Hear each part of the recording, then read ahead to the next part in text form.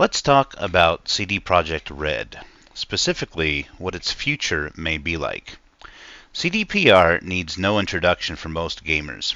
If you play games and somehow don't know who they are, well, Google is your friend. CDPR is of course the celebrated developer of the Witcher trilogy of games. Most recently, they released Cyberpunk 2077. Unfortunately, the game was released about 3 years too early. It launched with a massive amount of bugs, AI was poor, the gameplay systems seemed haphazard and poorly thought out, and performance on last generation consoles was so bad that PlayStation actually delisted the game from the store. CDPR can be accused of many things, but abandoning their games is not one of them. 3 years later, Cyberpunk is like a new game, even if it isn't quite what we were promised.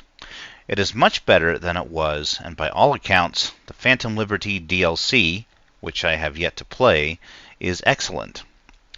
In spite of Cyberpunk's redemption arc, the trust of many in CDPR has been badly shaken. Many gamers will be approaching future CDPR games with extreme caution. So what can we expect from the developer going forward? Well, it's impossible to say for sure, but we can speculate. I think that another broken release is the least of our concerns. Yes, CDPR has said it will make moves to eliminate crunch and streamline and improve its development process, but the big concern, in my opinion, is ESG. What is ESG? ESG stands for Environmental, Social, Governance. It is a system whereby a company receives money from investors in exchange for upholding certain practices that are meant to promote diversity, equity, inclusion, and all the other buzzwords.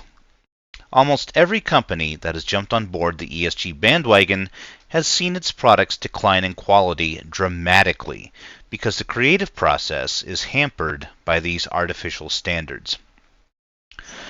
CDPR recently jumped on board the ESG bandwagon. How might ESG affect CDPR?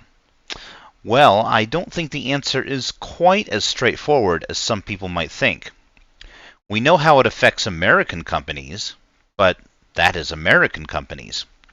There are some prominent Japanese companies that are ESG aligned, such as Nintendo and Capcom, yet they seem to be consistently releasing games that a lot of people like, especially Nintendo. When CDPR announced it was now an ESG company, they pointed to their previous games as being ESG compliant. Well, their previous games were, for the most part, a lot of fun. What if being ESG compliant means different things to different countries? CDPR is Polish. People think differently there than they do in the States. Am I saying that CDPR will escape the ESG curse? No, I am not. In fact, I think it is more likely than not that the company will now take a nosedive. We will probably see storylines infested with modern-day politics. Future Witcher games will be ethnically diverse, and female characters will no longer be attractive. Time will tell, but I think that Cyberpunk 2077 will be CDPR's last, somewhat decent game. On a side note, the Cyberpunk sequel is being developed in a new studio opened by CDPR in North America. That's a very, very bad sign, in my opinion. Thanks for watching. Have a nice day.